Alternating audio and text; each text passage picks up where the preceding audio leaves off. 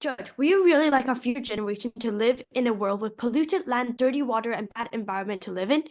Our side believes that it is our burden to make sure that we are protecting our climate while still maintaining the level of technology and development that we have right now. This is not only good for our environment and global citizenship, but also beneficial to us as the technology and development are already very advanced and there isn't a need for development. We believe that the world undeveloped means that we're still staying the way that still is with great technology in the status quo. Furthermore, the word hazardous mean that it is harmful and should not be encouraged to keep on happening. However, the opposition side suggests that we still do it. Going to my first argument, the policy provides natural resources. By remaining undeveloped, we can make sure that the status quo of environment is still preserved. This is because the more invention that we make, the more harm will be caused to the environment, resulting with us potentially forced to leave the world and head to another planet. Industrialization often leads to damaging clean air, water, and fertilized land. These are all images that are needed in our everyday life, although it's not seen. For instance, imagine our future generations living in a world with dirty water, polluted air, and land that grows a limited amount of food. That's our future generations, our family, our kids, our loved one, living in those environments. Don't you pity them? Going to my second going to my second argument. Why should the life that we enjoy now change for our future generations? The Industrial Revolution only brings bad climate and pollution. Even now, people have to wear masks to go out sometimes in Shanghai. This is impactful because before the Industrial Revolution, life is not bad. We could trade and improve the economy all the time. And now with better weapons that came from the companies and factories producing weapons that are even harmful to our environment than before. Nuclear bombs are especially deadly, and if detonated, the smoke ensued from nuclear explosion would block out the sun, resulting in worldwide crop failure. Plunging global warming and sea ice expansion would throw the planet into a nuclear little ice age that could last up to thousands of years. These kind of inventions are very, very harmful to the environment. Going to my third and last claim. The policy mitigates climate change. The Industrial Revolution has been the biggest contributor to climate change. It has been releasing greenhouse gases, and for the past years, yes. Don't you think without industrial revolution, we wouldn't be here right now on our devices in this debate? We said that we would leave the development as it is right now, so it will not really affect anything that we are experiencing right now. So back to my argument, by avoiding development around the world, we can prevent further climate change from worsening and provide better air quality. In conclusion, I side believes that with all of these points that I have just made, we should win this debate. Firstly, because the impacts that we are suggesting is beneficial for both the environment and the economy. Thank you. Good morning to the House at large. Today, I, Rohin Jain, stand before you as the first speaker of the opposition team. The motion at hand is recognizing the hazardous impacts of industrial revolution on climate change. This house proposed that the world remained underdeveloped, which I strongly disagree with. I, as the first speaker, will be introducing the topic and giving constructives. The second speaker will be giving rebuttals and fresh points. The third speaker will be giving rebuttals and summarizing our case. And lastly, the reply speaker will be giving an overview of the debate and telling you why we, the opposition, deserve to win this debate. So what does the motion mean? It means that there have been many impacts of industrial revolution on climate change and prefers that the world never developed, which I strongly disagree with. The stakeholders in this debate are governments across the world, industrial bodies, and the citizens. Now, before I start with my speech, I would first like to rebuttal the Prime Minister, who said that we are suggesting that we support hazard. That we are suggesting that hazards they're fine and everything, which is not what we want to say. We can stay developed while using methods which do world like hydro energy and She also said that we just leave the world like it is and how developed it is right now, but also that will still cause climate change, right? So coming to my constructives, industrial revolution in modern history, it is the process of change from an agriculture and handcraft economy to one dominated by industry and machine manufacturing. It was a period of global transition and that led to successive other revolutions and has brought us an age today of advancement and progress. Just shunning this as a revolution that impacted climate adversely is undermining the sheer significance of this turning point in history. Here we are today because we are here today because of industrial revolution. What developments we did when we developed. Also, factories and the machines that they housed began to produce items faster and cheaper than they could be made by hand. The growth of all kinds of transportation and invention of communication tools such as telegraph meant that the world of advances accepted. Do you think all these inventions are actually, do you really need these inventions when we can have just use buses for transportations and stuff? Okay, but we really do need this world will not function. We can't have many buses and everything. Everybody wants their own private transport, and you know what humans want a lot, right? Right. So, as I was saying, the growth of all kinds of transportation and the invention of communication tools such as telegraph meant that the world of advances in manufacturing, agricultural harvesting, energy production, and medical techniques could be communicated between interested parties quickly. The Industrial Revolution was the engine behind various advances in medicine. It has been behind the enhanced wealth and quality of life of the average person. Next, industrial revolution driven by sustainability. Sustainable industrial development ensures that resources are used conservatively and efficiently uh, as we innovate further and break new ground. Every field of new human endeavor must go green. Is chasing groundbreaking and innovative green ideas. Further, all business stakeholders, including consumers, government, citizens, partners, and investors, are demanding care for the government, for the environment, as a part of products and services. So we cannot just say that the impact has been hazardous. A rich set of new technologies, materials, design methods, financial techniques, business models, smart policies, and aggressive investments could sustainably lead our next revolution and not be hazardous to the climate. So, in conclusion, I would like to say that we cannot ever say that we wish we were undeveloped because after developing, only have we come so far in life.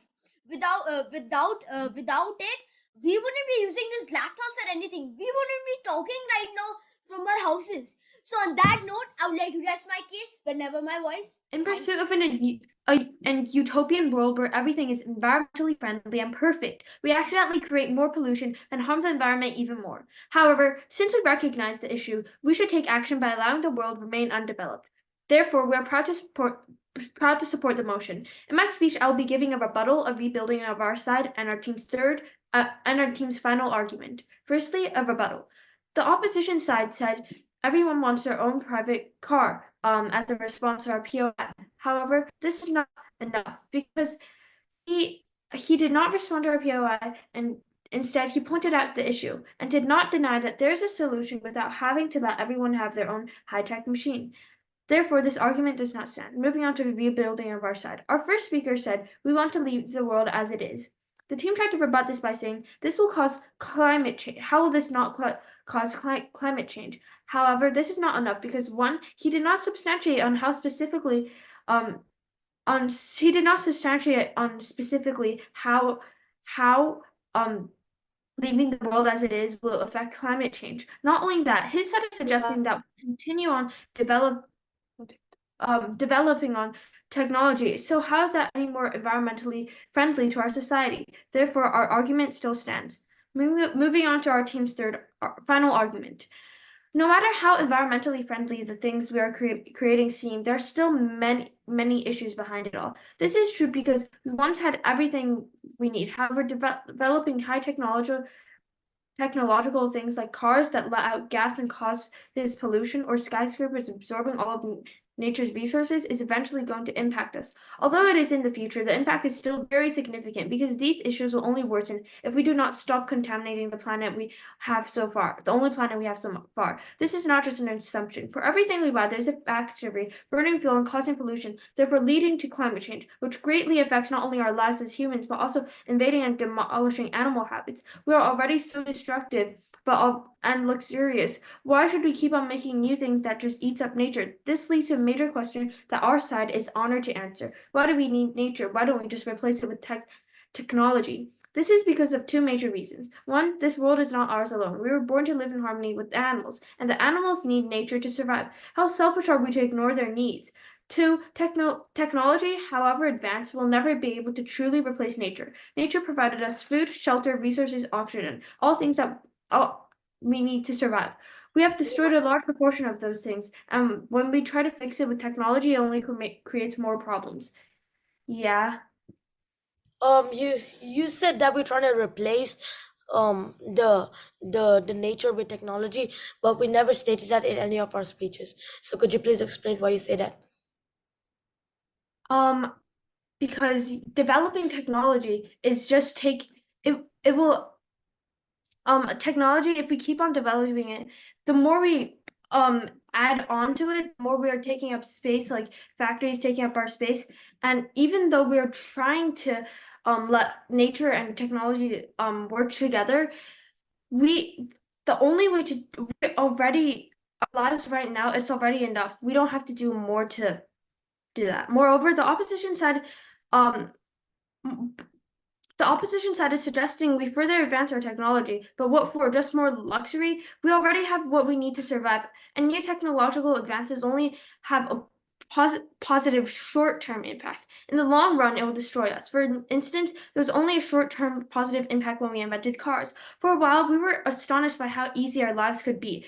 However, after many years of carbon dioxide and all of that, while we sat comfortably in our seats and not having to experience ice melting or water rising and flooding our crops, we finally realized how badly cars can affect us when we rely on it too much. In conclusion, humans do not know it yet, but we rely on nature more than we need technology. How else did we? Therefore, there's a great need to maintain our technology as it is. Thank you. Good afternoon to the House. I'm Aviraj and I'm the second speaker for Team Opposition. I would have loved to start in my constructors, but I'm almost forced to rebut the senseless, baseless points presented by Team Proposition. The world will be the same, and we won't have climate change.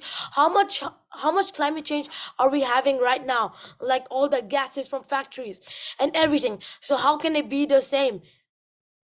And you presented a POI to my first speaker, saying, but what would you tell your kids when they grow up? Well, when I was living, the world was the exact same. Like, because when my mom tells me stuff, she says how old the TVs were and everything. So I would not want to be saying that to my kids. And you mentioned a lot about a utopian world. Well, the first image I see when I Google a utopian world is with tall skyscrapers and flying cars. But this cannot happen because you don't want to, like, you don't want technology to get more advanced. And you said we have what we need, but all the climate change, everything is destroying the world. So we do not have what we need. But what we need is we need more. Now let's start my constructors. The importance of development. Most economies have developed on the back of coal, oil, gas, and minerals. It was the use of coal that supported the rise of industry in Germany, Great Britain, the U.S., Australia, and more recently China, South Africa, and now India.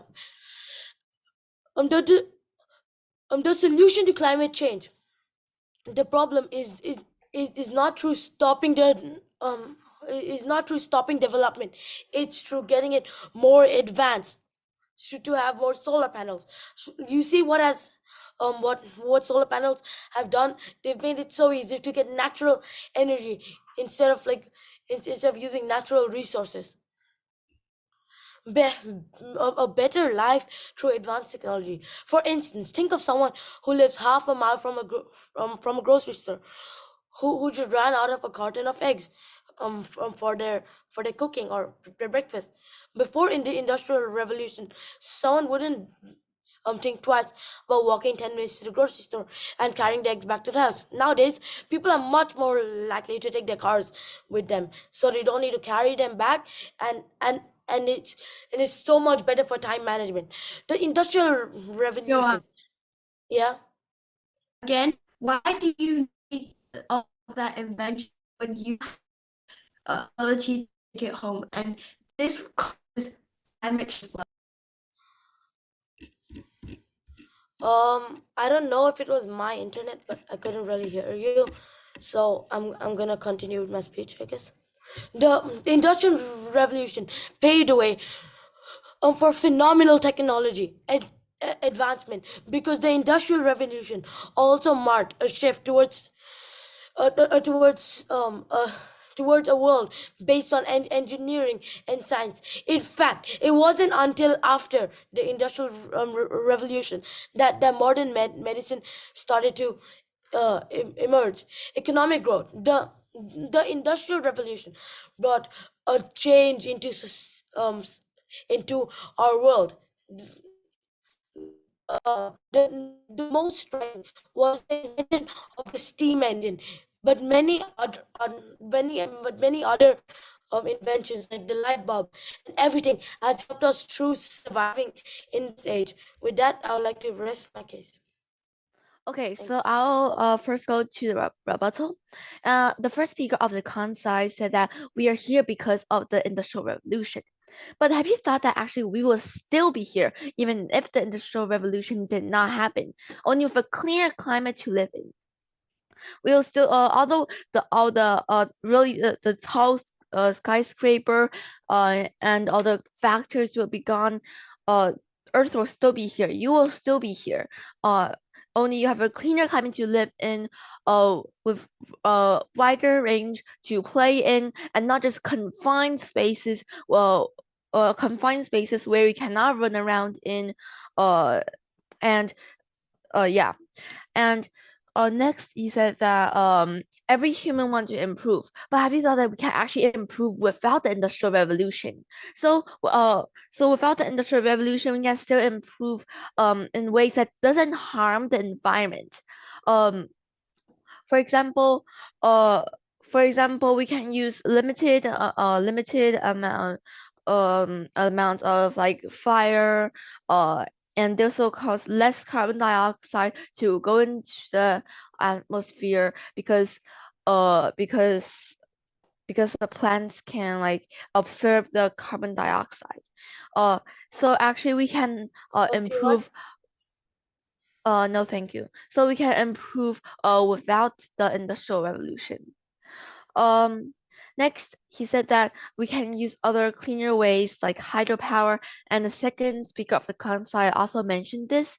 But have you thought this like these so-called renewable energy and super clean energy, they also cause environmental harms. Like when you make the dams, when you make the things that make hydropower, you are actually also using energy. And in most cases of these hydropower, making these dams use more energy than actually you produce of the dams. And also these You know what? kill You know what? yes. You said we can improve without the Industrial Revolution, but I bet you can't name one thing that's improved the world has made without the Industrial Revolution. Like Tesla and solar panel, it's improving the world. It's all been made with the Industrial Revolution. But with Tesla, this does not improve the climate. Like with Tesla, you only get around easier, and I'll mention this later when the second speaker said that it is much easier for humans. So here we can use like I said before, like we can use cleaner ways, like when you said we can use cleaner way like hydropower, it actually isn't much cleaner. And now moving on to the second speaker. The second speaker said that we need to it is much easier for humans, the cars and such things. They are so much easier for humans. But yes, I agreed. These technology is much more easier for humans. But this also this does not benefit humanity. This and of course it does not benefit the climate and the environment. It does not benefit the humans because it causes illnesses like obesity and nearsightedness because obesity because you sit in the rooms for so long on a chair, and these new products like hamburgers and such, you eat them and they cause obesity with so much fat. And the nearsightedness, you sit in a room for hours a day, and this will cause the eyes to this will cause nearsightedness. And also, like the second speaker, like I said, also mentioned reusable energy, and I replied, You know and what? I shall reply it. This is the last minute, so you can't ask POIs.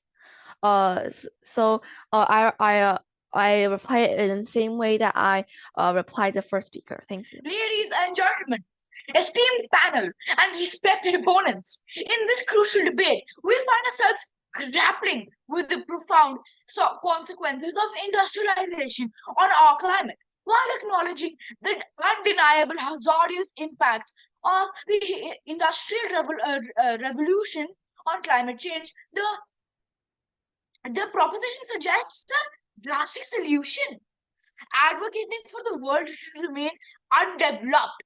However, we, the opposition, firmly believe that embracing progress and development is not only essential, but also offers a more viable path towards mitigating climate change. Let's move on to my rebuttals. So, speaker number one, or the LOP, I'm going to ask you this question, my dear LOP. Would you even be here debating about this using a device, being able to communicate freely? Would you be able to do that in your world where the world remained undeveloped? My dear PM, my dear PM had stated, my dear PM, you had stated the definition of a undeveloped world would not change. The definition of that phrase would not change if you just say in your perspective. So according to the Oxford Dictionary, this phrase would be no cutting of trees or any advancement done to society from 5000 BC. That is the true definition of this phrase, and this has been cited from Oxford Dictionary. Now, dear adjudicator, I had one question for you as well. Would you be here in this competition, adjudicating all of us, providing us with feedbacks, helping all of us understand what debate actually is? Would you be right now able to attend this competition online rather than offline? An easier way of contact. Would you be able to do that in the proposition's world? I guess not, because because they suggest an undeveloped world which will completely ruin civilization and no advancement will be done to mankind. Now, moving on. You stated that industrialization causes damage to water, air, and noise. It has water pollution, air pollution, and noise pollution. Well, according to my sources, I have seen that it is proven that these damages are going to be reduced by the year 2030 or the year 2035, according to the UN. So we have to wait a little bit to see what tech the world comes up with. Moving on. To add on what my LOP has said, we will use green energy to have less impact on the world. Now, right now, if you leave the world as it is, then it will still add to pollution and climate change, because we're going to be still using the cars, buses, and every single thing that causes climate change. So, what part of it do you not understand? If there is a problem of climate change and you want to stay in this world as it is, it does not help the problem. It stays as it is. We here are providing a solution. Speaker number two, you have stated that there would be much less climate change if we leave the world as it is. But as I had stated right now, that is impossible. We will use green tech, and if we develop right now, then we will have a brighter future for everyone, as we will create sustainable energy and green tech. By UN, it was stated that by 2030, climate change will have a solution, and that is why we believe in what they say. To conclude, while the hazards of industrialization and climate change are evident, advocating for an undeveloped world is not a viable or ethical solution. With that, I would like to say happy to oppose. Thank you, dear. Before I start, I would like to point out a few things that was said by the proposition teams. Hamburgers, like new inventions, like hamburgers were invented in 1885. So how is that new? I believe that's almost like 150 years old. And you said cars do not improve the world. Would you want to walk all the way to the airport from your house? Oh, I forgot. The airport wouldn't even exist because the world wouldn't be developing. How would you get to a different country? What would you do? And you said you can improve the world without industrial revolution. How is that possible? Everything made right now is made from industrial revolutions, like Tesla. It's not harming the world with all of its, like, it has no gas. It's not run by motor. It's powered purely from electricity. And guess what it was made with? The steam engine, made from industrial revolution. And if something happens to this world, and the world does not develop, how will we live on other planets? If something happens to this world, so in your world we would just live to die, but in our world we would be living on other planets, such as Mars or something, because our world is developing, unlike your world, who is going to stay the same forever and ever. So what would you do? You will leave everyone in the world to die? We understand that there is an impact on the environment, but please understand that the companies can make new inventions without ruining this world. And as you said before, that the world would not be bad if we kept it same. But what about all the factories and everything that still exists? Doesn't it cause pollution? Isn't that the reason why our world is so polluted today? Isn't that the reason when you walk on the beach, there's plastic bottles and everywhere and everything there? Because people don't care about the world, because they're seeing it's already getting destroyed. But in our world, we are upgrading the world. We're taking it to a whole nother level. It'll have new inventions like flying cars, and it'll be the exact description of your utopian world, because that's what our world will look like in the future. But whereas your world, it'll be the exact same. So what would you tell your kids when you grow up? Oh, I grew up in the exact same world. Would you want to say that to your grandkids and your kids, that you grew up in the exact same world and nothing has changed in the whole world? The dear proposition, would you want to say that? On this note, I would like to rest my team's case. Proud to Judge, we have clearly won this debate because of very major reasons. Firstly, we gave substantiated arguments. Our first speaker explained our burdens in detail. She said that it is our burden to make sure that we are protecting our climate while still maintaining the level of technology and development that we have right now. We fulfilled this burden by explaining how our climate right now may not be the best, but developing more technology will only worsen this situation. She also made a realistic argument when she talked about the consequences awaiting us, like pollution and climate change, unlike the opposing side. Moreover, at the start of her speech, she painted a detailed image of our current world.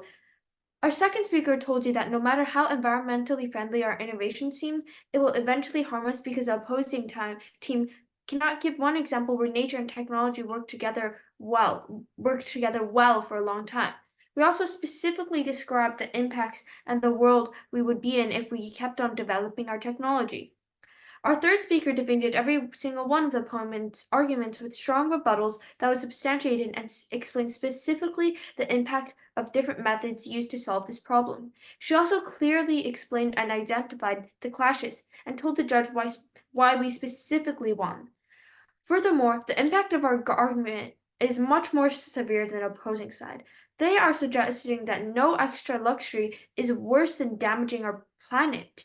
Not only that, our side very clearly told you that we are suggesting to remain as is.